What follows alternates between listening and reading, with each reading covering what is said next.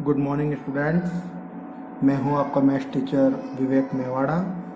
जैसा कि हमने कल प्रीवियस क्लास में पढ़ा था कि ट्रांसपोज ऑफ ए मैट्रिक्स जो कि रो को कॉलम में कन्वर्ट कर देती है, और हमने उसके बाद पढ़ा था सिमेट्रिक और स्क्यू सिमेट्रिक मैट्रिक्स के बारे में।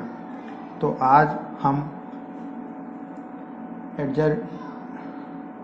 आज हम ट्रांसपोज ऑफ ए मैट्रिक्स की एक प्रॉपर्टी जो कि ए बी का transpose B transpose into A transpose होता है उसके बारे में डिस्कस करेंगे, और सिमेट्रिक और स्क्यू सिमेट्रिक की प्रॉपर्टीज़ के बारे में भी डिस्कस करेंगे।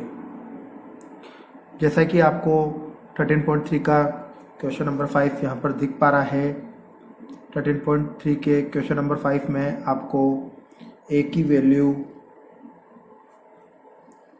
1, -4 और 3 दिख पा रही है, जो कि एक 3/1 की मैट्रिक्स है। यहाँ पर 3 रो है, रो 1, रो 2, रो 3 और कॉलम नंबर 1। 3 रो और 1 कॉलम। हम हाथों हाथ इस मैट्रिक्स ए का ट्रांसपोज यहाँ पर फाइंड कर लेंगे। आपको पता है कि ट्रांसपोज का मतलब होता है कि जो रो होती है उसको कॉलम में कन्वर्ट कर दो। तो रो नंबर 1 ये है, तो ये कॉलम नंबर 1 बन गई। ये रो नंबर 2 है, तो ये कॉलम नंबर 2 बन गई। ये रो नंबर 3 है, तो ये कॉलम नंबर 3 बन गई। रो 2 बन गई कॉलम 2, रो 3 बन गया कॉलम 3। ऐसे ही हमको मैट्रिक्स बी भी गिवन है, -1, 2, 1। हम हाथों हाथ इसका ट्रांसपोज यहाँ पर लिख देंगे। -1 ये 1/3 की मैट्रिक्स है, तो इसको रिवर्स कर दो तो 3/1 की मैट्रिक्स बन जाएगी। तो ये रो 1 है, तो ये कॉलम नंबर 1 में कन्वर्ट हो गई। क्लियर है? तो ट्रांसपोज ऑफ ए मैट्रिक्स का काम होता है रो को कॉलम में कन्वर्ट करने का। अब जैसा कि हमको प्रॉपर्टी में ए बी का ट्रांसपोज बराबर B transpose into A transpose होता है, इस चीज़ को वेरीफाई करना है। तो सबसे पहले LHS जो कि हमको दे रखा है ए बी का ट्रांसपोज, जब कभी भी किसी भी मैट्रिक्स का मल्टीप्लाई का, सब्ट्रैक्शन का, एडिशन का अगर ट्रांसपोज का होल ट्रांसपोज आ रहा हो, जैसे यहाँ पर इस क्वेश्चन में ए और बी का होल ट्रांसपोज करना है, कहने का मतलब इसका मतलब ये होता है कि पहले मैट्रिक्स ए और बी को मल्टीप्लाई करो, फिर उसका जो प्रोडक्ट आए उसका ट्रांसपोज करो। ये ए और बी का होल ट्रांसपोज है। तो आपको यहाँ पर ए और बी का पहले मैट्रिक्स मल्टीप्लाई करना पड़ेगा। ए की वैल्यू हमने ऊपर से लिखी 3/1, बी की वैल्यू भी हमने ऊपर से लिखी 1/3 की मैट्रिक्स मल्टीप्लाई में, जैसा कि मैंने आपको प्रीवियस क्लास में पढ़ाया है कि फर्स्ट मैट्रिक्स का कॉलम और सेकंड मैट्रिक्स का रो अगर इक्वल होगा तभी मैट्रिक्स मल्टीप्लाई हो सकती है, और जो बाकी उसका बचा हुआ ऑर्डर होता है वो हमारे आंसर का ऑर्डर बन जाता है। तो इसको देखकर मैं पहले ही 3/3 की मैट्रिक्स का ऑर्डर बना लेता हूँ। अब इन मैट्रिक्स को हमको मल्टीप्लाई करना है, जो कि मैंने आपको मैट्रिक्स मल्टीप्लाई में सिखा रखा है। रो 1 कॉलम 1 से मल्टीप्लाई होगी, तो 1 को -1 से करा तो -1। रो 1 कॉलम 2 से मल्टीप्लाई होगी, जो कि आ गया 2। रो 1 कॉलम 3 से मल्टीप्लाई होगी, जो कि आ गया 1। इसी तरह से आपको रो 2 को तीनों कॉलम से मल्टीप्लाई करना है, रो 3 को तीनों कॉलम से मल्टीप्लाई करना है। अब हमको ए और बी का प्रोडक्ट मिल चुका है, जैसा कि हमारे LHS में लिखा हुआ है। हमको ए बी का ट्रांसपोज फाइंड करना है। तो ए बी हमने फाइंड कर लिया, तो हम ए बी का ट्रांसपोज कैसे लिखेंगे, जो कि हमने ट्रांसपोज की प्रॉपर्टी में पढ़ा है। जो भी रो होता है उसको आप कॉलम में कन्वर्ट कर दीजिए। जो भी रो होता है, जैसे ये सेकंड रो है तो ये सेकंड कॉलम में कन्वर्ट हो गई। ये थर्ड रो है तो ये थर्ड कॉलम में कन्वर्ट हो गई है। तो ये हमारा LHS फाइंड हो गया। अब हम RHS की तरफ देखेंगे, जो कि B transpose into A transpose है। बी ट्रांसपोज की वैल्यू भी हमने ऊपर निकाल चुके हैं और ए ट्रांसपोज की वैल्यू भी हम ऊपर फाइंड कर चुके हैं। फिर से यहाँ पर वही मैट्रिक्स का कंसेप्ट लग रहा है। फर्स्ट मैट्रिक्स का कॉलम सेकंड मैट्रिक्स का रो इक्वल है और इसका जो फर्स्ट और फोर्थ वाला पार्ट है ये हमारे आंसर का ऑर्डर हो जाता है। मैट्रिक्स मल्टीप्लाई का वही कंसेप्ट लगेगा, इस रो से इस कॉलम को, इस रो से इस कॉलम को, इस रो से इस कॉलम को, इस तरीके से मैट्रिक्स को मल्टीप्लाई करा। और हम यहाँ पर जैसा कि देख पा रहे हैं ए और बी का जो ट्रांसपोज है वही बी ट्रांसपोज और ए ट्रांसपोज की वैल्यू के इक्वल आ रहा है। तो हम ए बी के ट्रांसपोज को हमेशा ध्यान रखेंगे B transpose into A transpose. कभी भी गलती से ए बी के ट्रांसपोज को आप A transpose into B transpose मत लिख देना, ये रॉन्ग होगा। ए बी का ट्रांसपोज हमेशा बी ट्रांसपोज और ए ट्रांसपोज के बराबर होता है। This is right, this is right, ये राइट है और ये रॉन्ग है। क्लियर है आपको? अब हमने कल सिमेट्रिक और स्क्यू सिमेट्रिक मैट्रिक्स के बारे में भी कल डिस्कस करा था, तो इसका भी मैं आपको एक एग्जांपल लेना चाहूँगा। सिमेट्रिक मैट्रिक्स वो मैट्रिक्स होती है जिसका लीडिंग डायगोनल कुछ भी हो सकता है और सिमेट्रिक एलिमेंट्स इक्वल होते हैं। स्क्यू सिमेट्रिक मैट्रिक्स के बारे में मैंने आपको बताया था, लीडिंग डायगोनल 0 होता है, बाकी सिमेट्रिक एलिमेंट्स अपोजिट साइन से होते हैं। 13.3 का क्वेश्चन नंबर 8 जो कि हम देख पा रहे हैं, हमको ए बराबर दे रखा है 1 5 6 7 और बोला है प्रूव करो कि ए प्लस ए ट्रांसपोज एक सिमेट्रिक मैट्रिक्स होगी। और सेकंड प्रूव बोला है कि ए माइनस ए ट्रांसपोज एक स्क्यू सिमेट्रिक मैट्रिक्स होगी। तो हम क्या करेंगे, सबसे पहले जो हमको मैट्रिक्स ए गिवन है हम सबसे पहले उसका ट्रांसपोज फाइंड करेंगे। तो मैट्रिक्स ए का ट्रांसपोज यहाँ पर निकाला है, ये रो है तो इसको हमने कॉलम 1 बना दी, ये रो 2 है तो हमने इसको कॉलम नंबर 2 बना दिया। तो इसका फर्स्ट वाला पार्ट जो कि हम देख पा रहे हैं, हमको ए प्लस ए ट्रांसपोज की वैल्यू को फाइंड करना है। तो ए की जगह पर हमने ए की वैल्यू को पुट कर दिया, प्लस की जगह पर प्लस पुट कर दिया और ए ट्रांसपोज की जगह पर ए ट्रांसपोज की वैल्यू को पुट कर दिया है।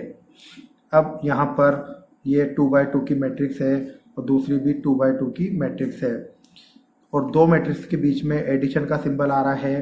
तो हमने मैट्रिक्स के अंदर मैट्रिक्स के एडिशन में हमने पढ़ा है दो मैट्रिक्स तभी ऐड हो सकती है जब उनों का ऑर्डर इक्वल होगा। तो इन दोनों ही मैट्रिक्स का ऑर्डर इक्वल है तो हम इन दोनों मैट्रिक्स के कॉरस्पॉन्डिंग एलिमेंट्स को ऐड कर सकते हैं। तो 1 को 1 से ऐड करा तो 2 लिखा, 5 और 6 को ऐड करा तो 11 आया, 6 और 5 को ऐड करा तो 11 आया, 7 और 7 को ऐड करा तो 14 आया। जैसा कि आप यहाँ देख पा रहे हैं कि हमारा जो लीडिंग डायगोनल है वो कुछ भी आ सकता है, जो कि हमको यहाँ पर 2 और 14 दिख पा रहा है। और उस लीडिंग डायगोनल के जो सिमेट्रिक एलिमेंट्स है, जैसा कि यहाँ पर 11 है तो यहाँ पर भी 11 है, ये दोनों लीडिंग डायगोनल अगर इक्वल आते हैं, लीडिंग डायगोनल इक्वल दिख पा रहे हैं तो हमारा ए प्लस ए ट्रांसपोज एक सिमेट्रिक मैट्रिक्स प्रूव होता है। अब ए माइनस ए ट्रांसपोज एक स्क्यू सिमेट्रिक मैट्रिक्स प्रूव करना है तो ए की वैल्यू हमको पता है 1 5 6 7 माइनस की जगह माइनस, ए ट्रांसपोज की वैल्यू भी हम फाइंड कर चुके हैं 1 6 5 7। अब देखिए ये सब्ट्रैक्शन ऑफ ए मैट्रिक्स है और एडिशन और सब्ट्रैक्शन में हमेशा मैट्रिक्स के ऑर्डर इक्वल होने चाहिए जो कि हमको इक्वल दिख पा रहे हैं। अब हम इन दोनों मैट्रिक्स को सब्ट्रैक्ट कर सकते हैं। 1 माइनस 1 0 होता है, 5 माइनस 6 माइनस 1 होता है, 6 माइनस 5 1 होता है, 7 माइनस 7 0 होता है। जैसा कि मैंने आपको प्रीवियस क्लास में पढ़ाया था, स्क्यू सिमेट्रिक मैट्रिक्स को अगर आपको प्रूव करना है तो उसके लिए एक कंसेप्ट होता है कि उसका लीडिंग डायगोनल हमेशा 0 होगा। जैसा कि यहाँ पर प्रूव हो चुका है कि लीडिंग डायगोनल 0 है और उस लीडिंग डायगोनल के जो सिमेट्रिक एलिमेंट्स होते हैं वो हमेशा अपोजिट सिंबल के होते हैं। जैसा कि यहाँ पर ये -1 है तो इस -1 का जस्ट अपोजिट यहाँ पर +1 आ चुका है। तो क्लियर है आपको कि ये सिमेट्रिक और स्क्यू सिमेट्रिक मैट्रिक्स के क्वेश्चंस को कैसे करते हैं। सीबीएसई बोर्ड के क्वेश्चंस में क्वेश्चन इस तरीके से आता है कि बताइए, आपको एक मैट्रिक्स ए गिवन है, 0 0 0, लीडिंग डायगोनल 0 है, ये -1 है, तो ये +1, ये -3 है, यहाँ पर x, ये 2 है और ये -2 है। तो बोलता है कि ए एक स्क्यू सिमेट्रिक मैट्रिक्स है। इस तरह से क्वेश्चन में बोर्ड में 1 नंबर का क्वेश्चन आता है कि ए एक स्क्यू सिमेट्रिक मैट्रिक्स है, तो फाइंड करके बताइए कि x क्या होगा। तो फाइंड करके बताइए कि x क्या होगा। तो हम जानते हैं कि स्क्यू सिमेट्रिक मैट्रिक्स का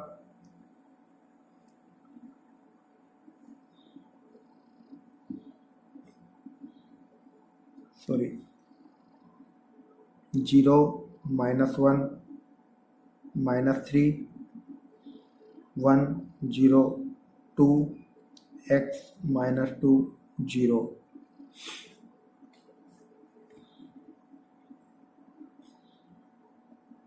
ए हमको एक मैट्रिक्स गिवन थी जो कि एक स्क्यू सिमेट्रिक मैट्रिक्स है, तो बताओ x क्या होगा। तो हमको मैट्रिक्स ए दे रखी थी, हमने वहाँ से उसका ट्रांसपोज पता लगाया रो को कॉलम में कन्वर्ट करके। अब स्क्यू सिमेट्रिक मैट्रिक्स का कंसेप्ट होता है कि ए ट्रांसपोज की वैल्यू -a के बराबर होती है। ए ट्रांसपोज की वैल्यू -a के बराबर होती है। तो ए ट्रांसपोज की जगह पर ए ट्रांसपोज की वैल्यू रखो 0 1 x -1 0 -2 -3 2 0, और मैट्रिक्स ए को माइनस के साइन से मल्टीप्लाई कर दो।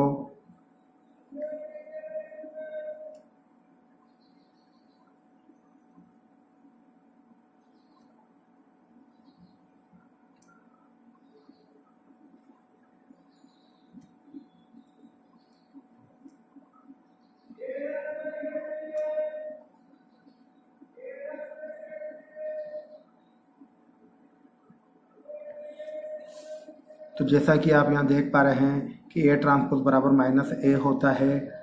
तो देखिए, ए ट्रांसपोज की जगह पर ए ट्रांसपोज पुट कर दिया और जो मैट्रिक्स ए गिवन थी उस पूरी मैट्रिक्स को माइनस साइन से मल्टीप्लाई कर दिया। अब ये इक्वलिटी ऑफ ए मैट्रिक्स का कंसेप्ट बन गया है। और इक्वलिटी ऑफ ए मैट्रिक्स में मैंने आपको सिखाया था कि दो मैट्रिक्स अगर इक्वल होती है, उनके ऑर्डर इक्वल होते हैं, तो उनके कॉरस्पॉन्डिंग एलिमेंट भी इक्वल होते हैं। तो ये 0 है तो ये 0 है, ये 1 है तो ये 1 है। तो यहाँ से x बराबर मुझे क्या दिख पा रहा है 3।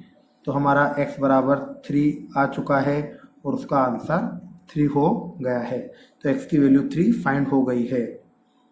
ओके बेटा, अब कल का टॉपिक जो होगा वो होगा आपका इन्वर्स ऑफ ए मैट्रिक्स, जो कि एक बहुत ही टिपिकल प्रोसेस है और बोर्ड में इन्वर्स ऑफ ए मैट्रिक्स का एक क्वेश्चन कंपलसरी है, आता है। तो कल के लेक्चर को मिस मत करिएगा, अच्छे से पढ़िएगा। Okay, good bye.